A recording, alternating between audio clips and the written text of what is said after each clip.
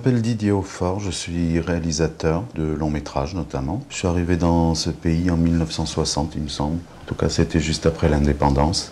J'ai opté il y a quelques années pour la citoyenneté ivoirienne, donc je suis français et ivoirien. La cité dans laquelle je vis, je crois être le seul blanc. 7 à 8 a eu l'excellente idée de me commander un sujet sur ce que vivent les Français en Côte d'Ivoire actuellement, et ça va peut-être me donner l'occasion de sortir.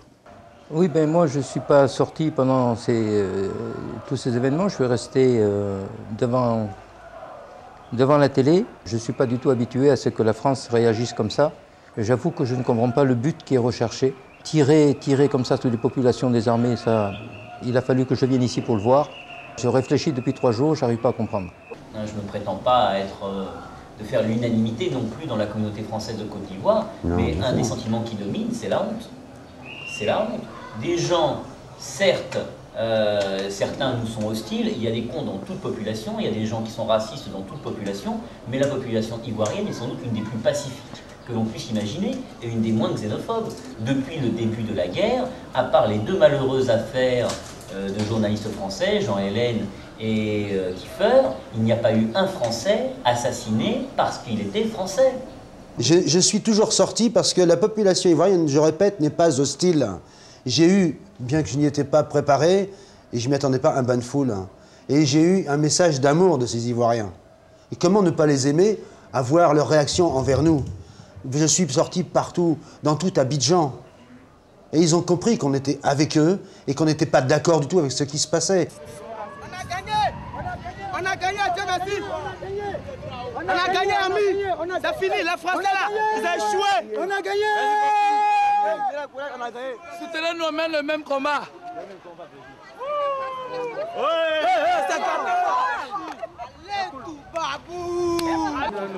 Tiens bon, tiens bon, tiens bon! Nous sommes Ivoiriens!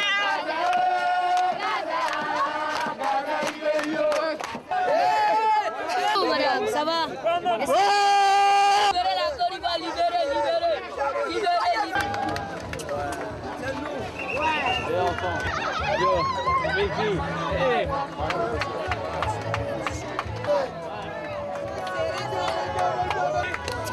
Merci!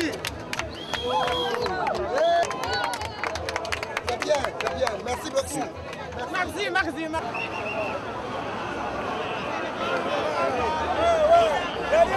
Je n'ai pas parlé de ma compagne, Elisabeth, journaliste. C'est elle qui la plupart du temps filme.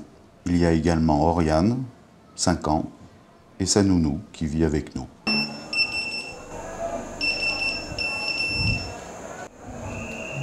Ah ben voilà, tiens, j'ai reçu un message. Je vous laisse prendre connaissance. Alors on va voir, puis on va s'occuper comme on peut. Regarder des DVD par exemple, tiens. Hein.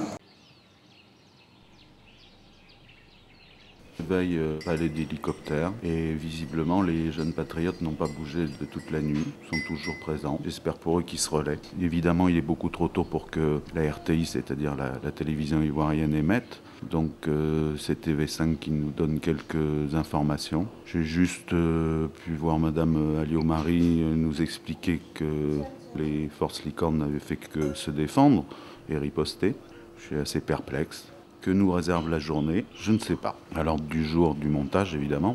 Et puis, il est prévu qu'on sorte faire quelques interviews de Français un peu dans la même situation que nous. Qu'est-ce qu'a fait ce gouvernement français? Est-ce que ce gouvernement, le représentant de ce gouvernement n'a pas honte? Je m'appelle Corinne Kwame et je voulais juste dire la haine et la rage que j'avais contre Chirac, qui est en train de détruire mon pays, tuer mon peuple. Même si j'ai 50% de sang français qui coule dans mes veines et dont je suis fière, il a vraiment foutu la M, pour ne pas dire le mot, pour rester poli. J'estime qu'aujourd'hui, les Français de ce pays sont des personnes sacrifiées. Malheureusement, je ne peux pas me déplacer en ce moment parce que je suis blessée. J'espère que ce n'est pas les jeunes patriotes qui vous ont blessé. Ils n'oseraient pas, au contraire, eux, ils nous encouragent à sortir et à marcher pour eux.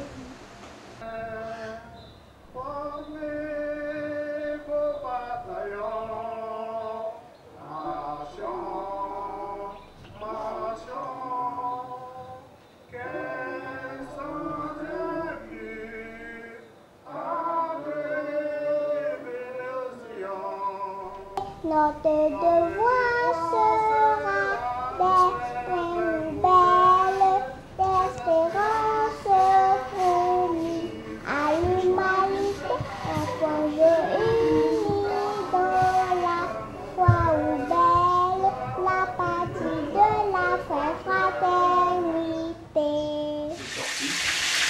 Mais enfin, je suis sortie, ça circulait normalement. La preuve, j'ai pu avoir du poulet à Bergerville. Et on peut manger tranquillement. On devait partir chez Jean-Luc, non, tout à l'heure. Donc t'as pas eu de problème dans les supermarchés? Problème dans les supermarchés. Il n'y a même pas de gardien devant.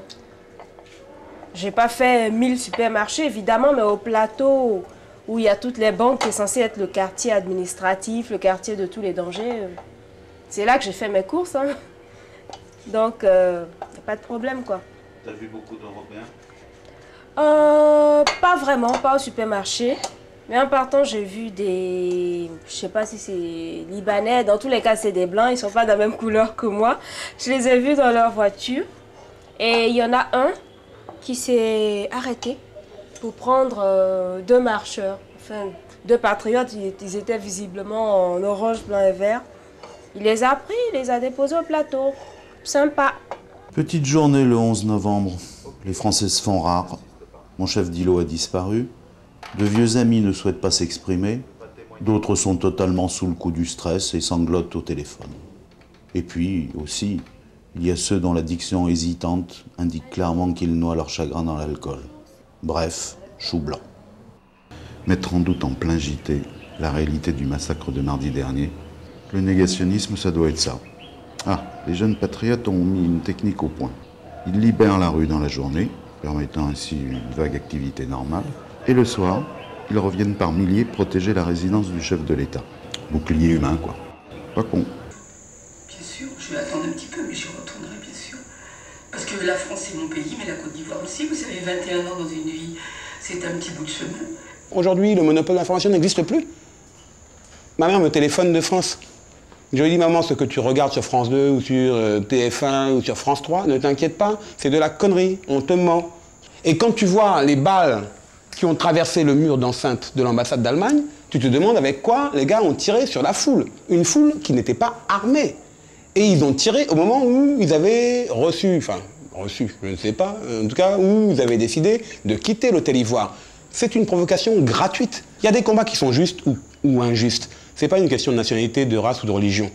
Il y a des combats qu'il faut mener par principe. Je ne suis pas dans un combat de la démocratie ou des trucs comme ça, c'est pas ça. Mais la réalité, elle est là.